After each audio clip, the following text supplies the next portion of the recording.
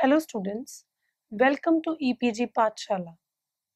I am Dr. Pooja Mehta from Inday Kumar Gujral, Punjab Technical University, Kapurthala, Punjab.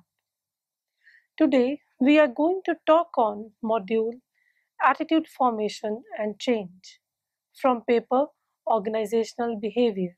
After completing this module, you will be able to understand the theories of attitude formation and change, describe the sources of attitude formation, illustrate various barriers to change the attitude and ways to overcome the barriers.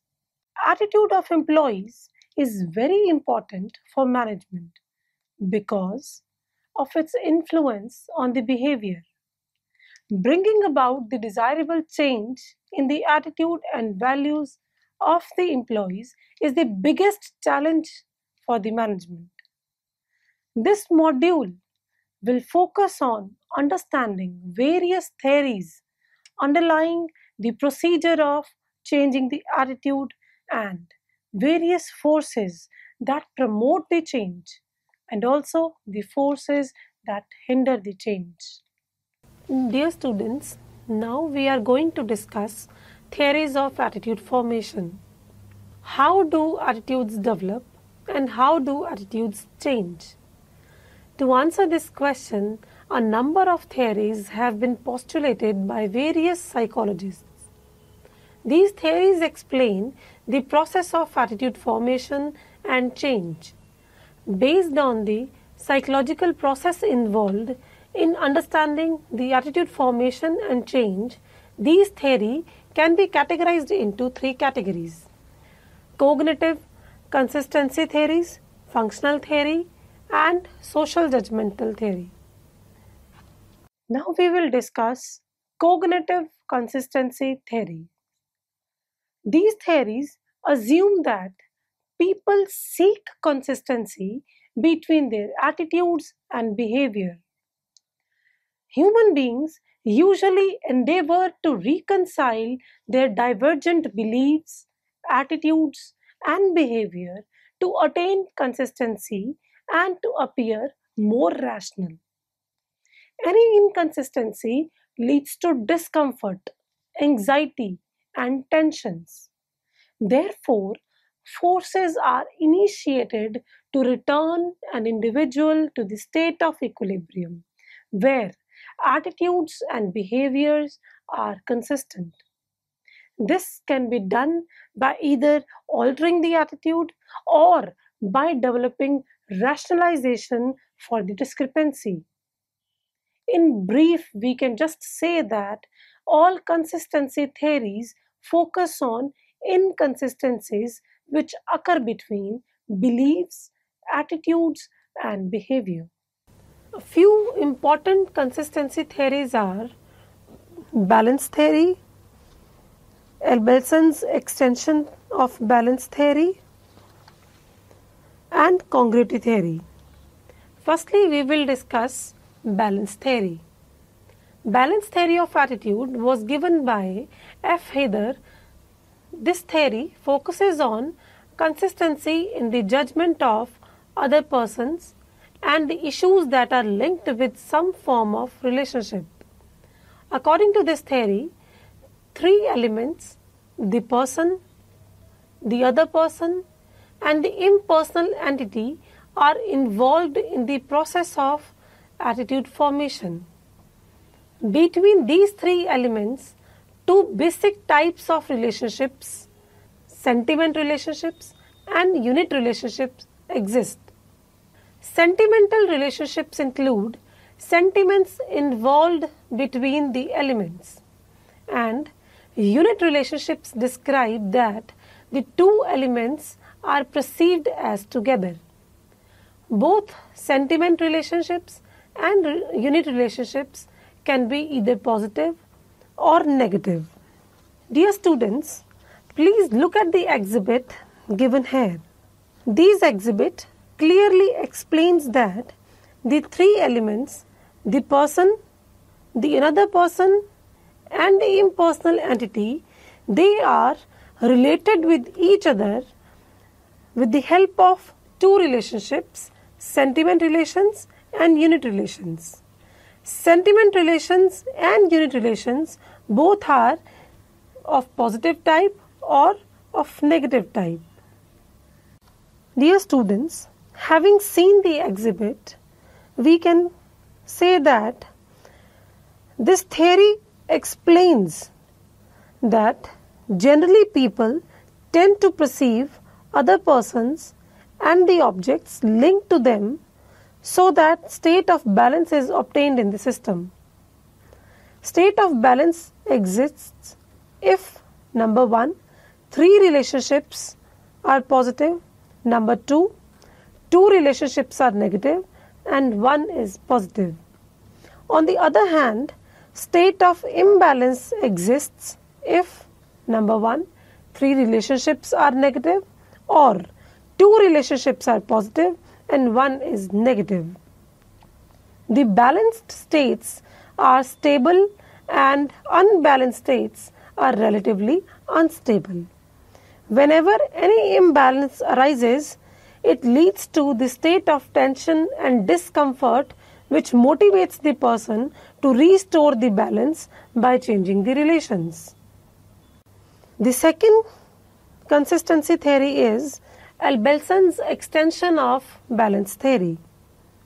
Abelson in his theory suggested 4 modes of resolving imbalance in cognitive structures of attitude. These 4 modes are denial, bolstering, differentiation and transcendence. The first mode is denial. Denial refers to denying the relationship when imbalance occurs. By denying the relationship, we can avoid the imbalance situation. Second mode to maintain the balance is bolstering. Bolstering refers to adding another issue in the main issue. Third mode is differentiation. Differentiation refers to splitting one of the elements into 2 elements that are negatively related to each other and in opposite ways to the other elements in the system. The fourth mode of resolving the imbalance is transcendence. Transcendence means combining the elements into larger ones. These 4 processes given by Abelson occur in a hierarchy. The order of the processes is based on the assumption that the least effortful solution will be implemented first. The theory underlies the role of persuasive communication and interpersonal attractiveness in changing the attitudes of an individual. Congruity theory. Congruity theory was proposed by C. E. Osgood and P. H. Tenenbaum. This theory of attitude is very similar to the balance theory. This theory established that evaluation of the source and the concept that are linked by associative or dissociative assertion should be changed. The state of congruity occurs when a source and concept which are positively associated have the same evaluations and a source and the concept that are negatively associated have the opposite evaluations. Congruity is the stable state and incongruity is relatively unstable state. Therefore, whenever incongruity occurs, it leads to change of attitude. This theory suggests that the change in attitude is desired to resolve the state of incongruity. Affective cognitive consistency theory. Affective cognitive consistency theory was given by M. J. Rosenberg. This theory is majorly concerned with a person's overall attitude towards an object and his beliefs about relationship between the object and his values. This theory explains what happens within an individual when change in the attitude takes place. It assumes that when attitude towards an object or a person is altered or changed, relationship between affective and cognitive components of attitude is also changed. In addition to this theory also explains that the state of inconsistency occurs when an individual's attitude toward the object is inconsistent with his knowledge towards the object. When the inconsistency is beyond the tolerance limit, the individual is motivated to reduce the inconsistency by changing one or both components of the attitude. Change in the affective component leads to change in the cognitive component in order to maintain consistency between the two. Persuasive communication can be used to change affective component of attitude by changing the cognitive component. It means that additional information can be provided to the individual to change his cognitive component, which leads to the change in overall attitude towards the object. Next theory of attitude is cognitive dissonance theory. Cognitive dissonance theory was proposed by Festinger in the late 1950s. Dissonance means inconsistency, discrepancy, or incompatibility. Cognitive dissonance refers to any incompatibility which an individual may perceive between his two attitudes or between his attitude and behavior. The theory established that any form of incompatibility or discrepancy leads to discomfort, and therefore the individual will attempt to reduce that incompatibility in order to restore the state of consistency. The theory assumes that people seek consistency among their attitudes and behavior. Therefore, in order to achieve the same, they either change their attitude or behavior or develop rationalizations for the discrepancy. The desire to reduce the inconsistency is determined by three factors. First factor is importance. Importance refers to the importance of elements creating discomfort. If the elements creating the dissonance are very important for the individual, person will attempt harder to reduce it. He will either change the attitude or the behavior to reduce the dissonance. But if the elements are relatively unimportant, the pressure to reduce the dissonance will be very low. Second factor is influence. It refers to the degree of influence an individual believes that he has over the elements. If the individual perceives that dissonance is due to the factors which are under his control, he will try to reduce it. But if he believes that dissonance is beyond his control, he will less likely to reduce dissonance. The third factor is rewards. It refers to the rewards associated with the dissonance. High rewards associated with high dissonance tend to reduce the tension inherited in the dissonance. The next theory which we are going to discuss is functional theory. Functional theory of attitude focuses on the need for understanding the purposes or functions of attitude. Attitude serves different functions for different individuals or for same individual but in different situations. The theory assumes that every individual has personal need for changing the attitude. Therefore, an understanding of functions served by the attitude is important in selecting the procedure to change the attitude. Another alternative approach to functional theory of attitude was given by Kellman. He proposed three processes for attitude change. These three processes are compliance, identification, and internalization. This theory focuses on the types of social relationships that occur in social influence situations. Compliance. Compliance occurs when attitude is formed or changed in order to gain a favorable impression from another person or a group. Identification. Identification occurs when a person forms or changes the attitude that helps him establishing or maintaining a self-defining relationship with the influencing agent. Internalization. Internalization means adopting a particular attitude because it is congruent with one's overall value system. Social judgment theory. This theory was originated by Sheriff and Hovland.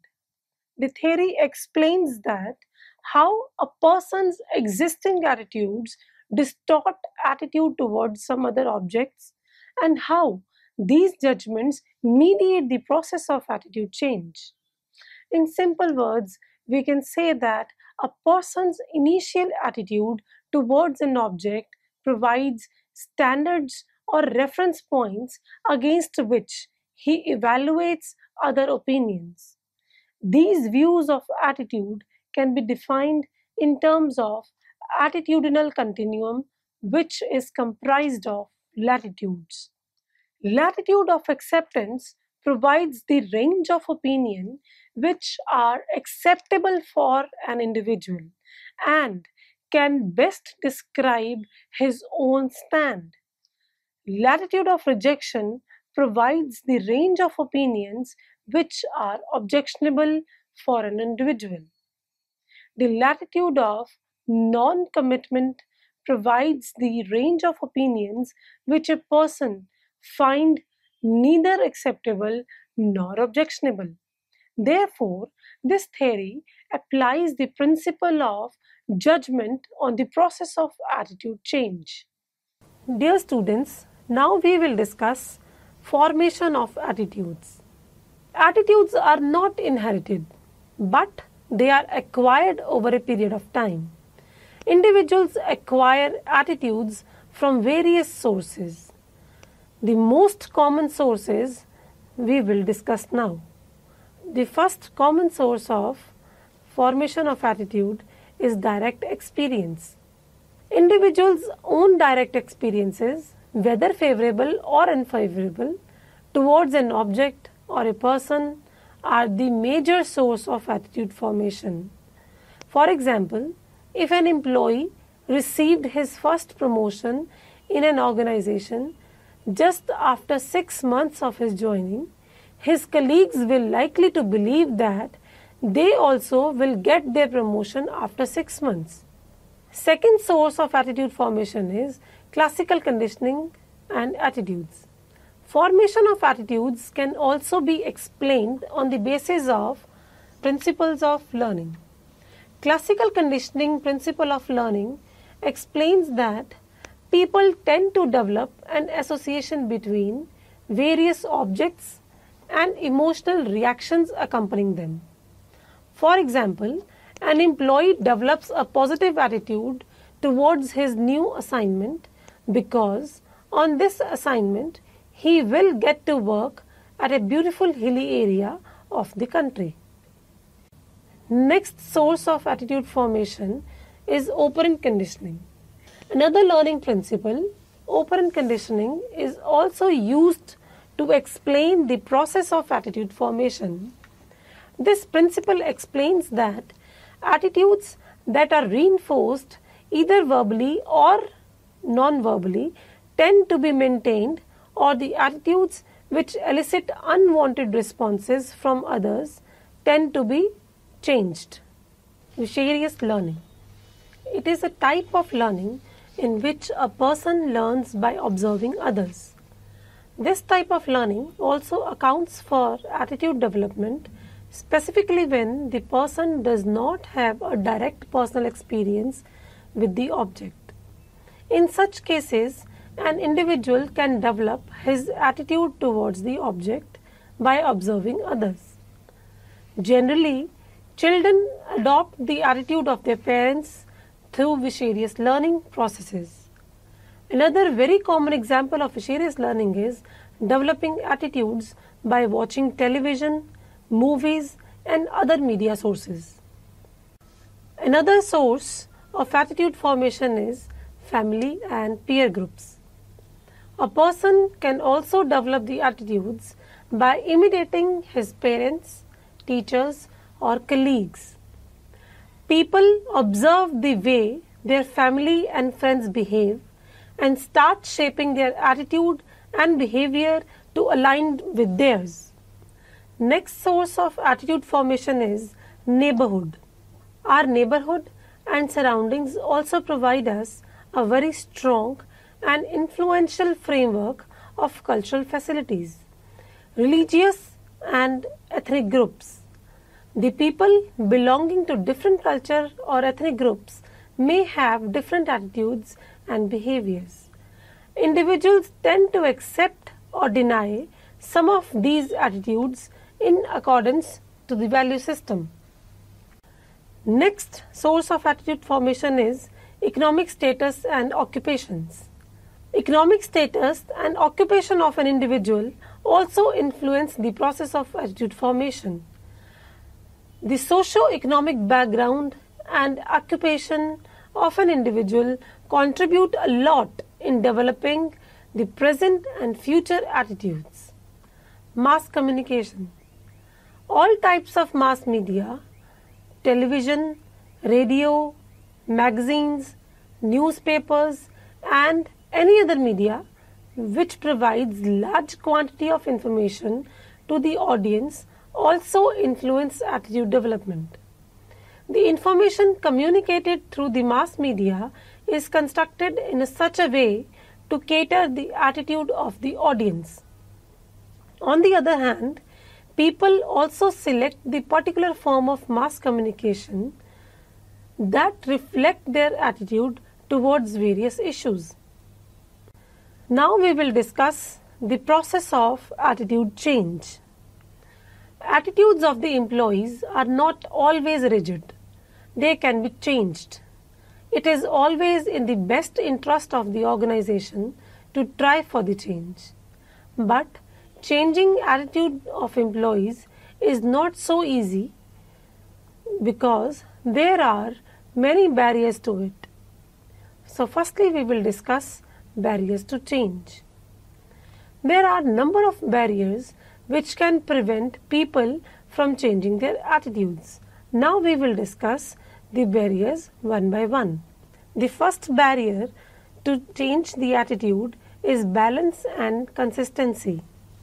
The major obstacle to change human attitude is balance and consistency. It means that human beings always prefer the state of consistency between their attitudes and behaviors. When attitudes and behaviors are not consistent, individuals start feeling uncomfortable and tend to reduce the inconsistency and restore the state of consistency between attitude and behavior. In order to reduce this discomfort, people generally either change their attitude or alter their behavior or perceptually distort the circumstances. Another barrier to change the attitude is prior commitments. This usually occurs when people have their prior commitments for some other course of action and because of that they are unwilling to change. Publicly expressed attitude. When attitudes have been expressed publicly, they are more difficult to change. This happens because it is very difficult for someone to admit that they were carrying faulty attitude earlier. The next barrier to change the attitude is insufficient information. Sometimes people don't find any strong reason to change their attitude. The supervisor may not like a particular attitude of an employee, but unless or until he shows the employee that his negative attitude will not let him grow in the organization, he will never change his attitude. Therefore, sufficient information has to be provided to the employee in order to change the attitude. Dear students, now we will discuss ways of overcoming the barriers and changing the attitude. First way of overcoming the barrier and changing the attitude is providing new information. Providing new information will help an individual changing his attitude. Negative attitudes are usually formed due to lack of sufficient information. Sometimes new information changes the previously held beliefs and attitudes of the people. For example, generally, workers become prejudiced and hold negative attitude towards intentions of the management.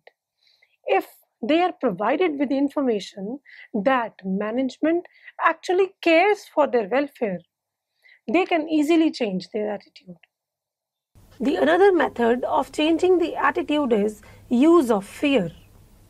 Fear can easily change the attitude, but the change depends upon the degree of fear used. For example, if very low level of fear is used, people generally ignore it because warnings are not very strong. If moderate level of fear is used, people tend to change their attitude because they get aware and conscious about the situation. If very high degree of fear is used, people again tend to reject the message because warnings are too threatening that they are very difficult to believe. Influence of friends and peers. Attitudes can also be changed if friends or peers of an individual persuade him to change. But such change also depends upon the credibility of the person persuading to change. Peers with very high credibility can significantly exercise their influence than those who have low credibility. Another way of changing the attitude is co-opting approach. This means that involving the people who are dissatisfied with the situation can improve the situation. Another method of changing the attitude is by having training sessions. Use of training sessions can also change the attitude of employees. During training sessions, sharing and personalizing the experiences and practicing new behaviors can stimulate the attitude change among the employees. Now we will discuss types of attitude change. The change in the attitude can be classified into two categories: congruent change and incongruent change. Congruent change. This change involves changing the attitude in the same direction, but intensity of the feeling is reduced. For example, if you dislike your colleague, the feeling of disliking may prevail, but intensity or degree of disliking will be reduced. Second type is incongruent change. Incongruent change involves change in the direction of attitude itself from negative to positive or vice versa towards an object or a person. So students, let us now summarize what we have learned in this module. Attitude of employees is very important for the management because of its influence on the behavior, perception, and other work-related behaviors. Bringing about the desirable change in the attitude and values of the employees is the biggest challenge for the management. How do attitudes develop? How do attitudes change? To answer this question, a number of theories have been proposed by various psychologists. These theories help us explaining the process of attitude formation and change. These theories have been categorized as cognitive consistency theories, functional theory, and social judgmental theory.